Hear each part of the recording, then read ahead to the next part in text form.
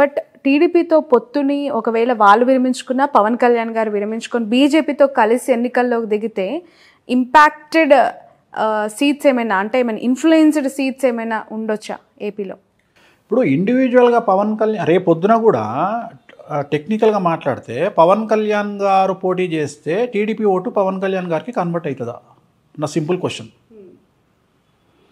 Janasena vote TDP convert అవుతుంది, కానీ TDP vote convert అవుతుందా? నా ప్రశ్న, ఇది పెద్ద ప్రశ్న. ఇది దీనికి ఆన్సర్ చేస్తే జవాబు వస్తుంది. నేను అడిగే ప్రశ్నకు ఆన్సర్ చేయి. టీడీపీ ఓటు జనసేన కన్వర్ట్ అయ్యే అవకాశం ఉండదు.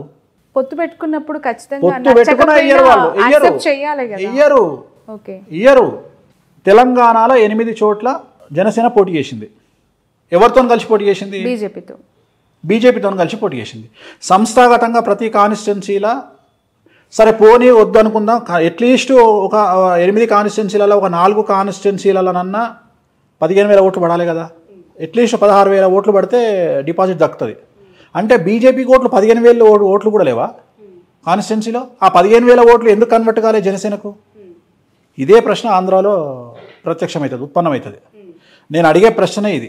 జనసేనకు బీజేపీ ఓటు షేరు ఎందుకు కన్వర్ట్ కాలేదు తెలంగాణలో? బీజేపీ, టీడీపీ, జనసేన ఇంచుమించు 3 కలిసి పోటీ చేసినట్టే ఒక రకంగా చెప్పాలంటే తెలంగాణలో అనుకుందాం, ఇల్లీగల్గానో లేకపోతే అన్అఫీషియల్గానో. మరి జనసేనకు బీజేపీ ఓట్లు ఎందుకు కన్వర్ట్ కాలే? ఎందుకు ట్రాన్స్ఫర్ కాలే? జనసేన బీజేపీ పోటీ చేసినట్టే కదా తెలంగాణలో. టీడీపీ ఎన్నికల బారి నుంచి లేదు, కానీ అన్అఫీషియల్ గానే సపోర్టే కదా. జనసేన అంటే టీడీపీ కూడా జనసేనతో కలిసింది ఆంధ్రాలో. లేదు. ఇప్పుడు ఇక్కడ టీడీపీ ఎన్నికల నుంచి తప్పుకొని వాళ్ళ కార్యకర్తల్ని లేదంటే ఆ పార్టీ సింపథైజర్స్ ని ఎటువైపు మళ్లించింది అంటే గాంధీ భవన్ వైపు మళ్లించింది. గాంధీ భవన్ లో కాంగ్రెస్ జెండాలతో పాటు టీడీపీ జెండాలు పట్టుకోవాలి. తప్పు మళ్ళలేదు. సెటిలర్స్ గనక ఇవాళ కాంగ్రెస్ కోటేసి ఉంటే హైదరాబాద్ లో కాంగ్రెస్ కు 10 సీట్లు వచ్చాయి. ఒక్క సీట్ కూడా రాలే హైదరాబాద్ లో. రంగారెడ్డి హైదరాబాద్ లో మొత్తం బీఆర్ఎస్ ఫుల్ స్వీప్ చేసింది అంటే దాని అర్థం ఏంది అంటే మొత్తం గుండుగుత్తగా టీఆర్ఎస్ కేసీఆర్ సెటిలర్స్ అందరూ. ఎవ్వరు కూడా చంద్రబాబు నాయుడు ఇష్యూస్ బేస్ చేసుకొని ఏ ఒక్కడు కూడా కాంగ్రెస్ పార్టీకి వెయ్యలేదు అనేది తేటతెల్లమవుతుంది. సో టీడీపీ సింపథైజర్స్ కావచ్చు, టీడీపీ నాయకులు కావచ్చు, చంద్రబాబు మనుషులు ఎవ్వరు రేవంత్ కు సపోర్ట్ చేయలే. చేసుంటే ఇవాళ సిటీ మొత్తం కనీసం 10 సీట్లు కొట్టేది. అప్పుడు ఇంకా కాంగ్రెస్ కి ఇంకా ఎక్కువ సీట్లు. నేను అదే చెప్తున్నా, 10 సీట్లు కొట్టేది హైదరాబాద్ లో. కొట్టలేదు అంటే ఫుల్ అసలు కన్వర్టే కాలే. మొత్తం యాజ్ ఇట్ ఈజ్ గా ఓట్లన్నీ గుండుగుత్తగా టీఆర్ఎస్కి వెళ్ళినాయి. సో ఇది జరగలేదు. అంటే జనాలు చంద్రబాబు నాయుడు ఇష్యూని వేరే రకంగా చూసారు, తెలంగాణ ఇష్యూని వేరే రకంగా చూసారు. రెండోది, సెటిలర్స్ అనే పదం ఇక మీదట వాడద్దు. వాళ్ళు కూడా తెలంగాణలో భాగస్వాములే. ఎందుకంటే వాళ్ళు తెలంగాణ పీపుల్ లాగానే బతుకుతున్నారు.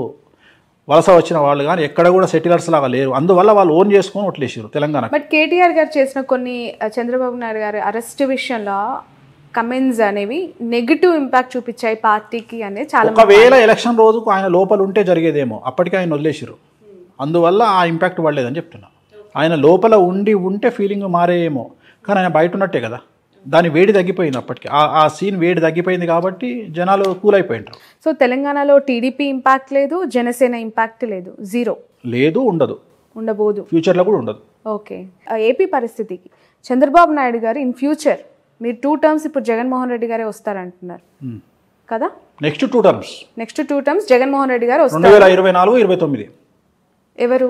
జగన్మోహన్ రెడ్డి వస్తాడు, ముఖ్యమంత్రి ఆయనే అవుతారు. మరి ఆయన పార్టీ ఆయన అంటే మీ నోట్ నుంచి చెప్పాలి. జగన్మోహన్ రెడ్డి గారు 2024లో మరియు 2029లో ఆయనే ఆంధ్రప్రదేశ్ రాష్ట్రానికి ముఖ్యమంత్రిగా ఉండబోతా ఉన్నారు. డామ్ షూర్ గా. ఇది రికార్డ్ అవుతుంది కదా బాబు, రికార్డ్ చేస్తున్నా. ఆ తర్వాత అయినా చంద్రబాబు నాయుడు గారు ముఖ్యమంత్రి అయ్యే అవకాశం ఉందా? ఏందమ్మా రాసుకొచ్చుకుంటా, 200 ఏళ్ళు బతుకుతాను బడే ఉన్నావు నువ్వు, నాకు అర్థమైతలేదు. అంటే 74 ఏళ్ళు ఇప్పటికే అన్నారు తెలంగాణలో రేవంత్ రెడ్డి గారు సీఎం. కాదమ్మా, 74 ఏళ్ళు ఆయనకు రాజకీయ గండం ఉంది, పరిస్థితులు అనుకూలంగా లేవు కాంగ్రెస్ పార్టీకి అని చెప్పారు. ఏపీలో జగన్మోహన్ రెడ్డి గారు 2 టర్మ్స్ వచ్చిన తర్వాత ఏమైనా సిచ్యువేషన్స్ బ్యాడ్ గా వెళ్లే అవకాశం కనిపిస్తుంది? ఏం లేదు. ఇంకా రేపు 2024లో జగన్మోహన్ రెడ్డి సీఎం అయినాక టీడీపీ అనే పార్టీ ఏడు ఉంటుంది. ఓకే, తర్వాత చూద్దాం కదా. ఆ పార్టీ 29 వరకు సస్టైన్ అయినప్పుడు కదా ఆ పార్టీ, అప్పటి వరకు సస్టైన్. ఇప్పుడు నేను ఇంతకుముందు చెప్పిన 2017లో ఒక ఇంటర్వ్యూలో చెప్పిన ఏమని అంటే, రాజశేఖర్ రెడ్డి లాగా మారిన జగన్మోహన్ రెడ్డి గారిని చూస్తారు మీరు అని చెప్పిన. అన్నట్టుగానే ఆయన మారిన తర్వాత ఆయనకు జనాల్లో లీడర్లు నమ్మకం వచ్చింది. అట్లనే ఇంకో మాట చెప్తున్నా ఇప్పుడు నీ తరపున, కేసీఆర్గా మారబోతున్న జగన్మోహన్ రెడ్డిని చూస్తారు 24లో. అర్థమైందా డైలాగ్? ఓకే. కంట్రోల్ చేస్తాడు, ఓకే, అందరినీ కంట్రోల్ చేస్తాడు. సో ఇంకా తిరుగులేదు జగన్మోహన్. స్థానబలం ఏంటంటే స్థానబలం. మేము తెలంగాణలో ఉన్నాం కాబట్టి ఆంధ్రలో మమ్మల్ని ఏం చేస్తారు అని చాలా మంది అనుకుంటారు. కానీ బట్ కుటుంబానికి సంబంధించి పదే పదే మాట్లాడుతూ ఉన్న వాళ్ళకి అంటే ఇంపాక్ట్ ఏ విధంగా ఉంటుంది అంటారు? ఈ ఎలక్షన్స్ టైంలో చెల్లి షర్మిల గారు తెలంగాణకు వచ్చేసారు, తల్లి గౌరవ అధ్యక్షురాలుగా రాజీనామా చేశారు, ఇప్పుడు ఆయనతో భార్య ఉన్నారు భారతి గారు, పరోక్షంగా సపోర్ట్ చేసినా కూడా ఆమె ప్రత్యక్ష రాజకీయాలకు వచ్చే అవకాశం ఉందంటారు? లేదమ్మా, లేదు, రారు. ఓకే. ఆ నెసిటీ లేదు వాళ్ళకి, వాళ్ళ ఫ్యామిలీకి అవసరం ఏముంది? ఇప్పుడు సరే, ఇప్పుడు షర్మిల ఫైటింగ్ ఇంకోటో అవన్నీ వ్యక్తిగతమైన అంశాలు. ఇప్పుడు తెలంగాణలో నాకు తెలిసిన ఫ్యామిలీ ఉంది. అన్న టీఆర్ఎస్లో ఉన్నాడు, తమ్ముడు బీజేపీలో ఉన్నాడు, వాళ్ళ పెద్దన్న కాంగ్రెస్లో ఉన్నాడు. వాళ్ళు అనామకులు కాబట్టి వాళ్ళ గురించి మాట్లాడుకోము. ఇది సీఎం ఫ్యామిలీ కాబట్టి మాట్లాడుకుంటున్నాం. అట్లా ఎన్ని ఫ్యామిలీలు లేవు తెలంగాణలో? నాకు తెలిసిన వాళ్ళు మస్తు మంది ఉన్నారు. ఓకే. సో అది కామన్ కదా, దాన్ని పెద్ద విశేషించి మాట్లాడుకోవాల్సినటువంటి అవసరం లేదు. వాళ్ళ జాతకరీత్యా ఉంటుంది. షర్మిల జాతకము, షర్మిల ఆంధ్రప్రదేశ్లో ఎంపీ కావాలి అంటే జగన్మోహన్ రెడ్డి చెప్పినట్టు ఉంటుంది, అన్న నాకు ఎంపీ అంటది, రాజ్యసభ ఇస్తాడు, ఎంపీ ఇస్తాడు, పోతుంది. ఆమె జాతకంలో రాజయోగం అనుభవించే పరిస్థితి లేదు కాబట్టి వ్యతిరేకమైన నిర్ణయాలు తీసుకుంటుంది. So actually nothing but decision. ఆమె తీసుకునే నిర్ణయాలు ఆమె జీవితము. ఆమె పార్టీ పెట్టినా, తెలంగాణలో కాంగ్రెస్ పార్టీకి పోయినా, లేకపోతే ఇంకో మాట మాట్లాడినా, ఇవన్నీ కూడా రాజకీయ జాతకపరమైన అంశాలే కదా. సో ఆమె తీసుకునే నిర్ణయాలు, ఆమె మాట్లాడే మాటలు ఆమె జీవితాన్ని డిసైడ్ చేస్తాయి. ఎలా ఉండబోతుంది అంటారు షర్మిల యొక్క? పెద్ద గొప్పగా ఉండదు. ఓకే. షర్మిల గారు జగన్ దగ్గరికి పోతే హ్యాపీగా ఉంటుంది ఆమె జీవితం. ఆయన లేకుండా ఆమె ఊహించుకోలేం. వెళ్ళే అవకాశం ఉందంటారు? ఎందుకంటే నీకు బాగా క్లోజ్ అమ్మా, నాకు తెలుసమ్మా. నీకు అమితమైనటువంటి ప్రేమ, నీకు చాలా క్లోజ్ షర్మిల. ప్రొఫెషన్ వేరు, వ్యక్తిగత మామూలుగానే అంటున్నా తల్లి. చెప్పట్లేదు. చాలా మందికి ఏంటంటే, ఇప్పుడు నేను మీకు డీకే శివకుమార్ అత్యంత సన్నిహితుడు అంట, కానీ ఆ సన్నిహితం ఎంతవరకు ఉండాలో అంతవరకే. షర్మిలమ్మ గారు పార్టీ పెట్టినప్పటి నుంచి టిల్ టుడే ప్రతి ఒక్క పొలిటికల్ యాక్టివిటీ పైన నా కవరేజ్ ఉంది. అండ్ ఒక మహిళ, ఇప్పుడు కల్వకుంట్ల కవిత గారు అవ్వచ్చు, ఇటు మన షర్మిల గారు అవ్వచ్చు. ఇప్పుడు షర్మిల గారి గురించి మనం ఇప్పుడు కాదు, పార్టీ పెట్టిన రోజు నుండి మాట్లాడుకుంటున్నాం. నేను ఎప్పుడైనా పాజిటివ్ గా మాట్లాడినా? ఓ మొత్తం ఇరగదీస్తుంది అని చెప్పినా, 1% ఇంపాక్ట్ కూడా ఉండదని చెప్పిన. నిజమైంది కదా. నేనేం మాటలు మార్చట్లేదు కదా. మీరు ఆ రోజు కూడా నువ్వు ఆమె దగ్గర ఇంటర్వ్యూ తీసుకొని వచ్చిన మరుక్షణం నేను చెప్పిన ఏముండదు తల్లి, అంత నార్మలే ఉంటుంది పరిస్థితి అని చెప్పిన. అంతే తప్ప నేనేం గొప్పగా మాట్లాడాను. అంతలాగా ఒక పాదయాత్ర, నిజంగానే చెప్పాలి, ఒక మహిళగా ఆమె చేసిన పాదయాత్రని నేను కల్లారా చూసిన వ్యక్తిగా కష్టం వేరు, చాలా చాలా బాధపడ్డాను ఆ రోజు. ఎందుకు అంటే పక్క రాష్ట్రంలో అన్న సీఎం గా ఉన్నారు, ఇక్కడ ఒక మహిళ ఒంటరిగా ఎందుకు ఈ పరిస్థితి వచ్చింది? మోరోవర్ అన్న గెలుపులో ఆమె పాత్ర ఉంది, ఆమె భాగస్వామ్యం ఉన్నప్పుడు ఇక్కడ ఎందుకు పెట్టింది అనేది నాకు పదే రేజ్ అయిన క్వశ్చన్. దానికి ఇప్పటివరకు నాకు ఆన్సర్. జాతకపరమైన విశ్లేషణ అంతే, వాళ్ళ వ్యక్తిగతమైన నిర్ణయాలు. Astrology is nothing but decision. అదే చెప్తున్నా కదా. ఆ నిర్ణయం ఎందుకు తీసుకున్నారు అంటే దానికి మనం ఏం చెప్తాం? ఇప్పుడు మన వేలో అనేవి ఉన్నాయంటారా? ఖచ్చితంగా నాకు కుటుంబం పట్ల అవగాహన లేదు, వ్యక్తిగతమైనటువంటి అంశాల జోలికి నేను వెళ్ళను.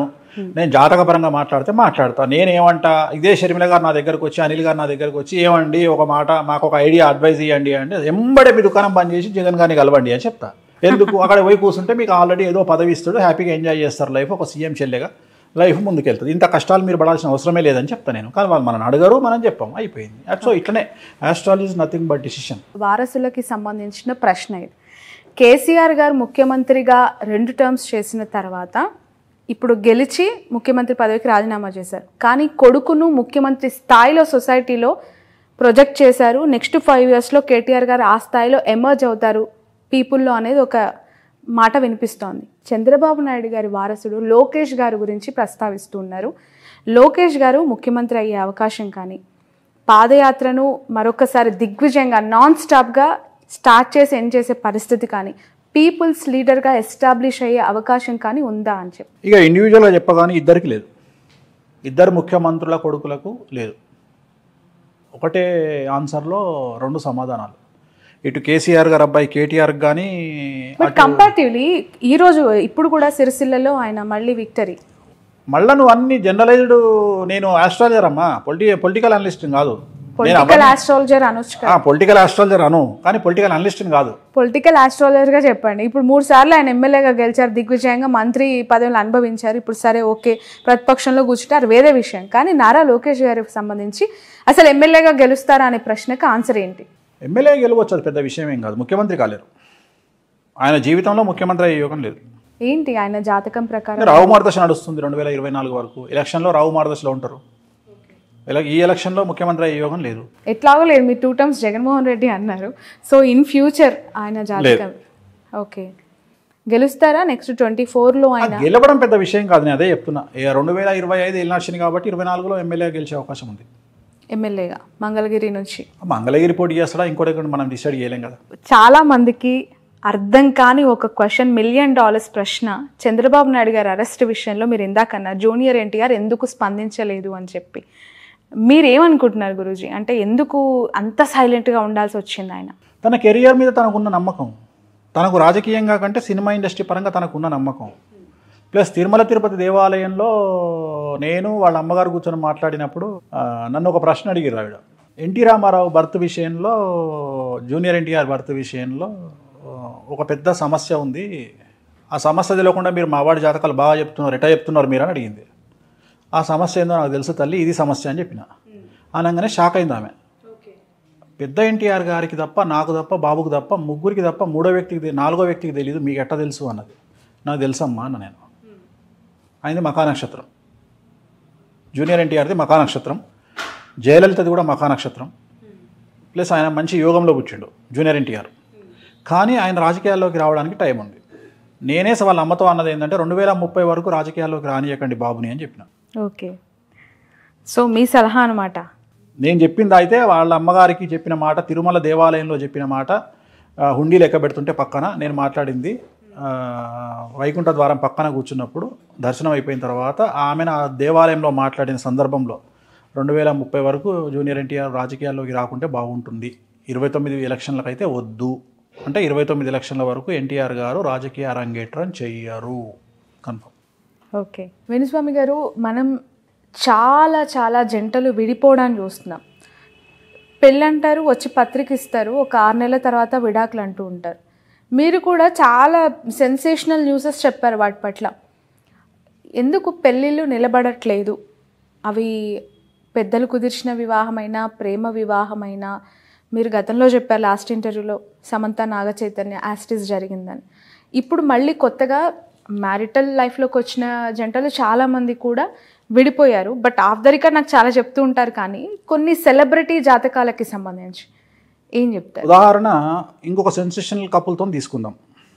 సో కొత్తగా పెళ్ళైన లావణ్య త్రిపాఠి అండ్ వరుణ్ తేజ్. సో ఆ ఇద్దరు జాతకాల్లో గురువు శుక్రుడు నీచంగా ఉన్నాడు కాబట్టి నాకు తెలిసి వాళ్ళు కూడా రేపొద్దున ఫ్యూచర్లో కలిసి ఉండే అవకాశాలు లేవు. సో ఏమైపోయింది అంటే, నేను ఇట్లా చెప్పంగానే వీడికి ఏం పని లేదా, పాట లేదా, వీడు పెళ్ళిళ్ళు చేసుకుంటుంటే డివోర్స్ అని మొత్తుకుంటుంటే వీడికి పిచ్చి లేచిందా అన్నట్టు అయిపోయింది. నేనేం చెప్తున్నా అంటే, ఈ పెళ్లి చేసుకొని విడిపోవడం కంటే చేసుకోకుండా తగలడం రా అని నేను చెప్తున్న పాయింట్. అంటే జాతకంలో ఉండే దోషాలను బేస్ చేసుకొని మాట్లాడతాను నేను మిగతా విషయాలు మాట్లాడా. అరేంజ్డ్ మ్యారేజ్ కానీ లవ్ మ్యారేజ్ కానీ 10 పెళ్లిలలో 8 పెళ్లిళ్ళు విచ్ఛిన్నమవుతున్నటువంటి సిచ్యువేషన్లో మనం ఉన్నాం. అందుకనే శాస్త్రం చెప్పేటప్పుడు దేశ కాలమాన పరిస్థితులు అంటాం మనం. తెలంగాణలో ఇండియాలో ఉన్న కుజదోషం అమెరికాలో ఉండదు, ఆఫ్రికాలో ఉండదు. సో దేశ కాలమాన పరిస్థితులను బట్టి జాతకాలు చెప్పాలి. సో మన దేశంలో కుజదోషం ఉంటుంది, శుక్రదోషం ఉంటుంది, లావణ్య త్రిపాఠికి గురుదోషం ఉంది, వరుణ్ తేజ్కు నాగదోషం ఉంది. కాబట్టి ఈ ఇద్దరి కుటుంబాల్లో ఒక ప్రముఖమైనటువంటి లేడీ ద్వారా, ఒక స్త్రీ మూలకంగా వీళ్ళిద్దరు విడిపోయే అవకాశం ఉంది. ఇవాళ చెప్తున్నాను నీకు. సో ఈ జాతకాన్ని మేము మొదలే అంచనా వేసి చెప్తాం, మీరు పెళ్లి చేసుకోకంటారా అని. అయినా మా చావు మేము చేస్తాం, మేము ప్రేమించుకున్నాం, పెళ్లి చేసుకున్నాం అని జోస్లో పెళ్లి చేసుకుంటాం. అంటే ఇప్పుడు 6 ఏళ్ల ప్రయాణం, వాళ్ళ ప్రేమ అనేది 6 ఏళ్ళు ప్రయాణించి పెళ్లిపీటలు ఎక్కిందని మాట్లాడుకునే క్రమంలో అట్లా పెళ్లి చేసుకున్నారు విడిపోతారని మీరు చెప్తున్నారు. అంటే మొదలే చెప్తారు వాళ్ళకు, నేను చెప్పడం కాదు ఇది. ఇప్పుడు వేణుస్వామి చెప్పిన కథ కాదు ఇది. వాళ్ళకు సంబంధించిన పండితులు ఆల్రెడీ చెప్తారు వీళ్ళకు, మీరు విడిపోతారు చేసుకోకండి అని. అయితే వీళ్ళ ఓవర్ కాన్ఫిడెన్స్ ఏంది అంటే, మేము కలిసి ఉంటాం, మీరెంత మా ముందరా అనుకొని చేసుకుంటారు. అది ప్రేమికులకు ఉండాల్సిన ప్రథమ లక్షణం, నేను కూడా కాదంటలేను. నాది కూడా ప్రేమ వివాహం కాబట్టి. కానీ పెళ్లి చేసుకున్నాక అస్సలు టార్చర్ స్టార్ట్ అవుతుంది. పెళ్ళి ఎప్పుడు, నేను ఇంతకుముందు కూడా చెప్పిన నీకు, ప్రేమించిన అమ్మాయిని సంపాదించడం గొప్ప కాదు, పెళ్లి చేసుకున్న తర్వాత అమ్మాయిని కాపాడుకోవడం గొప్ప అనేది నా ఉద్దేశం. రెండోది ఏంటంటే ఎప్పుడు కూడా మగవాడు అణిగిమణిగి ఉండాలి. ఈ కలియుగంలో మగవాడు రెచ్చిపోతే వర్కౌట్ కాదు. ఎట్లాగో ఆడవాళ్ళు రెచ్చిపోతారు. ఎందుకంటే ఆడవాళ్లకు వర్క్ బ్యాలెన్సింగ్, వర్క్ స్ట్రెస్, ఇంటి స్ట్రెస్ వల్ల బ్యాలెన్స్ చేయలేకపోయినప్పుడు లేదా ప్రకృతి నియమాల ప్రకారం డేట్ వచ్చినప్పుడు మెన్సెస్ టైంలోనో వాళ్ళు బరస్ట్ అవుతారు.